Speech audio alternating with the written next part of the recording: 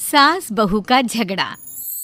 अनामिका की सास पुष्पा अपनी बहू को कुछ खास पसंद नहीं करती थी और इसीलिए दोनों सास बहू में आए दिन झगड़ा होता रहता था। सास बहू के झगड़े के चक्कर में अनामिका के पति मोहित की जिंदगी मुश्किल में पड़ गई थी। बेचारा बार बार माँ और बीवी के झगड़े को सुलझाता ही रहता था, लेकिन दोनों समझने का नाम नहीं लेती थी। वैसे तो सब कुछ ठीक ठाक चल रहा था, लेकिन एक दिन अनामिका और पुष्पा के अंदर जोरदार झगड़ा हुआ और बात कुछ इस तरह थी। बहू, मैंने तुम्हें कल अपनी एक साड़ी धोने के लिए दी थी। हाँ मम्मी जी, वो साड़ी धोकर मैंने आपकी अलमारी में रख दी है। उसी की बात कर रही हूँ मैं।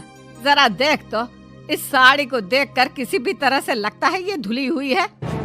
अरे मम्मी जी, मैंने आपकी साड़ी वॉशिंग मशीन में अच्छे से धोकर सुखाकर आपकी अलमारी में तह बनाकर रखी थी। आपके तो नखरे खत्म ही नहीं होते। अरे कैसी बात कर रही है मुझसे? मेरे नखरे? अरे मोहित, जरा ये देख तो, ये साड़ी धुली हुई लग रही है क्या? अरे मम्मी, जब अनामिका कह रही है कि उसने साड़ी धोई थी तो मान लो ना। हर बात पर झगड़ा करना जरूरी है क्या? क्या है ना मोहित, तुम्हारी माँ को तो मेरे हर काम में नुस्ख निकालने की आदत पड़ गई है। जब तक दो चार खरी खोटी सुना नहीं लेती ना, इनका दिन नहीं निकलता। अरे चुप कर, बहू होकर मुझे जवाब देती हो। एक तो गंदे कपड़े उठाकर अलमारी में रख दिए, ऊपर से कैंची की तरह कचर कचर बोली जा रही हो। अरे मम्मी जी, आपको समझ में नहीं आता क्या? मैंने साड़ी धो कर रखी थी। तो फिर इतनी गंदी क्यों लग रही है? अब मुझे क्या पता मम्मी जी, आप इस पर इस तरह तेल और घी की चिकनाई के दाग लगाकर लाएंगी तो ये मेरी जिम्मेदारी थोड़ी ना है। अरे तो हाथ से धोना चाहिए था ना। मैं आपकी बहू हूँ, नौकरानी नहीं जो एक कपड़ा रगड़ रगड़ कर हाथ से धो दूंगी। आपको पहननी है तो पहनिए, नहीं तो रख दीजिए। तुझे तो मैं अच्छी तरह बताऊंगी, मुझे जवाब देती है। एक दिन सुबह के वक्त, अरे अनामिका, मेरी व्हाइट शर्ट कहाँ है? आज ऑफिस में बहुत बड़ा प्रेजेंटेशन है और मुझे वो व्हाइट शर्ट पहन कर जाना है। मुझे पता है, आपने मुझे 2 दिन पहले ही बता दिया था और आपकी शर्ट मैंने धोकर अच्छी तरह आयरन करके अलमारी में लगा दी है। जाइए वहां से ले लीजिए। अनामिका, ये तुमने क्या किया? ये देखो, शर्ट पर लिपस्टिक का दाग लगा हुआ है और ये तो एक जगह से जल भी गई है। नहीं नहीं मोहित, ऐसा नहीं हो सकता। मैंने तो तुम्हारी शर्ट ठीक से इस्त्री करके अलमारी में लगाई थी। तो फिर ये जल कैसे गई अपने आप? अलमारी में लटके लटके थोड़ी ना जल जाएगी। पर मोहित, मुझे अच्छी तरह याद है। देखो, अपनी गलती को छुपाने की कोशिश मत करो। और अगर शर्ट जल भी गई थी तो तुम्हें पहले बताना चाहिए था ना। मैं नई शर्ट लेकर आ जाता। अब ऐन वक्त पर शर्ट कहाँ से लेकर आऊं? मेरा इतना इम्पोर्टेंट प्रेजेंटेशन था, सब खराब हो जाएगा।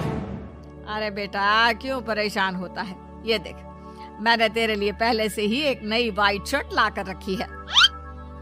लेकिन मम्मी, आप मेरे लिए व्हाइट शर्ट क्यों लेकर आई? अरे मुझे पता था तेरा प्रेजेंटेशन होने वाला है और अपनी इस बहू पर तो मुझे बिल्कुल भी भरोसा नहीं। क्या पता मेरी साड़ी की तरह तेरी शर्ट भी गंदी करके रख देती। और देख, वही हुआ ना। बेटा, सारी टेंशन छोड़ और ये नई शर्ट पहन कर जा। थैंक यू मम्मी, आज तो आपने बचा लिया मुझे। कुछ दिनों के बाद, अरे अनामिका, जानती हो, ऑफिस में मेरा जो दोस्त है ना अमर, आज उसका बर्थडे है और उसे तुम्हारे हाथ का चॉकलेट केक बहुत पसंद है। थोड़ा सा बनाकर टिफिन में रख दो ना प्लीज। हाँ हाँ, क्यों नहीं। मैं बहुत अच्छा केक बनाकर आपके दोस्त के लिए रख दूंगी। तुम्हारे हाथ का खाना खाकर तो वैसे ही मेरे ऑफिस के सारे लोग इतनी तारीफ करते हैं, क्या बताऊं। आप प्लीज एक अच्छा सा केक और बना दो, मेरी तो ऑफिस में शान बढ़ जाएगी। अनामिका केक बनाने के लिए रख देती है। पुष्पा चुपचाप जाकर उस पे ढेर सारा नमक डाल देती है। देख अमर, तेरी भाभी ने तेरे लिए चॉकलेट केक बनाकर भेजा है, तुझे बहुत पसंद है ना? यार, तू बहुत किस्मत वाला है। भाभी इतना अच्छा खाना बनाती है और साथ में केक भी। वैसे भाभी को थैंक यू बोलना। थैंक यू बाद में, पहले तो ये केक खा कर देख। बहुत मेहनत से बनाया है अनामिका ने। अरे यार, इस केक में तो बहुत सारा नमक है।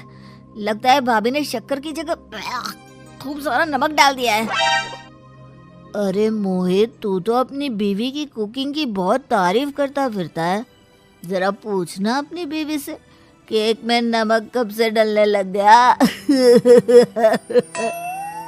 क्या यार, तुझे भी मेरा ही जन्मदिन मिला था बिगाड़ने के लिए? केक नहीं लाना था तो मत लाता, कम से कम मुझे इस तरह नमक वाला केक तो नहीं खिलाता। अरे नहीं यार, अनामिका ऐसा नहीं कर सकती, जरूर कुछ गड़बड़ हुई होगी। घर जाने के बाद अनामिका, अगर तुम्हारा केक बनाने का मन नहीं था तो ना बनाती, लेकिन मेरी बेइज्जती करवाने की क्या जरूरत थी? अरे आपकी बेइज्जती, ये आप क्या कह रहे हैं? मैंने तो सुबह आपको इतने अच्छे तरीके से केक बना कर दिया था। हाँ, लेकिन उसमें इतना सारा नमक डाल दिया था कि आज ऑफिस में मेरा अच्छा खासा मजाक बना है। मेरे सारे दोस्त हंस रहे थे मुझ पर। अरे बेटा, मैंने तो तुझे पहले ही समझाने की कोशिश की थी। एक नंबर की गैर जिम्मेदार है ये लड़की, कोई काम ठीक से नहीं करती। उस दिन भी गंदी साड़ी रख दी थी मेरी अलमारी में और झूठ बोल रही थी। कुछ दिनों के बाद अनामिका देखो, मैंने अपना लैपटॉप चार्जिंग पर लगाया है, उसे अच्छी तरह चार्ज होने देना। मेरी एक अर्जेंट मीटिंग है, प्लीज बीच में से हटाना मत। हाँ हाँ ठीक है, मैं नहीं हटाऊंगी। पुष्पा चुपचाप से जाकर चार्जिंग का बटन बंद कर देती है। अरे ये लैपटॉप चार्ज क्यों नहीं हुआ? और ये बटन किसने ऑफ कर दिया? अनामिका इधर आओ। क्या हुआ? क्यों चिल्ला रहे इतना? अनामिका, मैंने तुमसे कहा था ना, मेरा लैपटॉप चार्जिंग पर लगा हुआ है, मेरी अर्जेंट मीटिंग है। तुमने इसका स्विच ऑफ क्यों कर दिया? अरे मैंने ऐसा कुछ नहीं किया, मैं क्यों स्विच ऑफ करूंगी? कुछ दिनों से देख रहा हूँ अनामिका, तुम मेरा हर काम बिगाड़ देती हो। देखो ये अच्छी आदत नहीं, कम से कम तुम्हें इस बात का तो ध्यान रखना चाहिए था कि मेरी कितनी इंपॉर्टेंट मीटिंग थी। अब क्या करूंगा मैं? आई एम सॉरी मोहित, लेकिन सच में मैंने जानबूझकर कुछ नहीं किया। अगर जानबूझकर नहीं किया तो क्या सब कुछ अपने आप हो जाता है? कभी मेरी शर्ट जल जाती है, कभी केक में नमक डल जाता है। आप मेरी बात क्यों नहीं सुनते? मैंने जानबूझकर कुछ नहीं किया। फिर से वही बात। अरे कितनी बार तुम्हें समझा चुका हूँ, इस तरह मेरा काम बार बार मत बिगाड़ा करो। तुम जानती हो मुझे कितनी प्रॉब्लम होती है। ऑफिस में तो पहले ही बेइज्जती करा चुकी हो, और अब ये मीटिंग, ये भी मेरे हाथ से निकल गई। अनामिका की समझ में कुछ नहीं आता कि आखिर उसके साथ ये सब क्या हो रहा था और क्यों। के बाद मोहित अपने ऑफिस से कुछ फाइल लेकर घर आता है। अनामिका, ये कुछ फाइलें हैं, इन्हें संभाल कर रख दो, और प्लीज इस बार ध्यान से, कोई गड़बड़ी नहीं होनी चाहिए। नहीं मोहित, कोई गड़बड़ी नहीं होगी। मैं सारी फाइल्स अलमारी में लॉक करके रखूंगी और चाबी अपने पास रखूंगी। अनामिका, जरा अलमारी की चाबी तो देना। क्यों मम्मी जी, आपको क्या काम है? उसमें मोहित की जरूरी फाइल रखी है और मैं नहीं चाहती कि इस बार कोई भी गड़बड़ हो। पता नहीं कुछ दिनों से हर काम खराब हो जाता है। अरे मुझे उसमें से पैसे निकालने हैं और उसके बाद ले लेना अपनी चाबी। मैं खा नहीं जाऊंगी तुम्हारे पति की फाइल। अनामिका को अपनी सास पर शक होता है। चाबी देने के बाद वो चुपचाप छुपकर अपनी सास की हरकत देखती है। ये फाइलें उठाकर डस्टबिन में डाल देती हूँ, फिर देखना कैसे मोहित इसकी खबर लेगा। इस बार तो छोड़ेगा नहीं इसे। वैसे भी पहले मैंने जो कुछ भी किया है उसकी वजह से अच्छी खासी डांट पड़ी है, मजा आ जाएगा। अच्छा तो ये बात है, सारा काम मम्मी जी बिगाड़ देती हैं, वो भी इसलिए क्योंकि मेरा उनसे झगड़ा हो गया है। सास के जाने के बाद अनामिका मोहित को बुलाकर लाती है। क्या हुआ अनामिका, क्या दिखाना है? ये देखिए, आपकी फाइल डस्टबिन में पड़ी हुई है। इसीलिए तो कहा था संभाल कर रखना, और तुमने उठाकर ये फाइल डस्टबिन में डाल दी।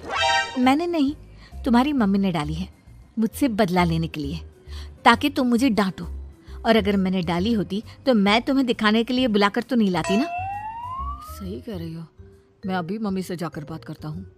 थोड़ी देर बाद, मम्मी सच सच बताइए, मेरी फाइल अलमारी में से निकाल कर डस्टबिन में आपने डाली थी ना?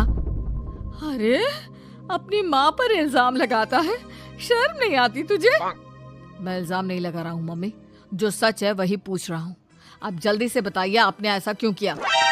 अरे तो क्या करती, तेरी बीवी मुझसे झगड़ा करती है, उल्टे सीधे जवाब देती है, मुझे उससे बदला लेना था। अरे मम्मी, लेकिन आप दोनों के झगड़े के चक्कर में मेरा कितना नुकसान हुआ है, ये कभी सोचा आपने? मम्मी जी, अगर आपका बदला पूरा हो गया हो तो आइंदा ऐसी कोई हरकत मत करना, क्योंकि अब आपकी सच्चाई हमारे सामने आ चुकी है। यह तो वक्त ही बताएगा मैं क्या करूंगी और क्या नहीं। मम्मी जी, कहा ना आप ऐसा कुछ नहीं करेंगी। अरे मेरी जो मर्जी आएगी वो मैं करूंगी। मेरा सर घूम रहा है। सास बहू के झगड़े में मेरी जिंदगी का तो कचरा हो गया है, कचरा।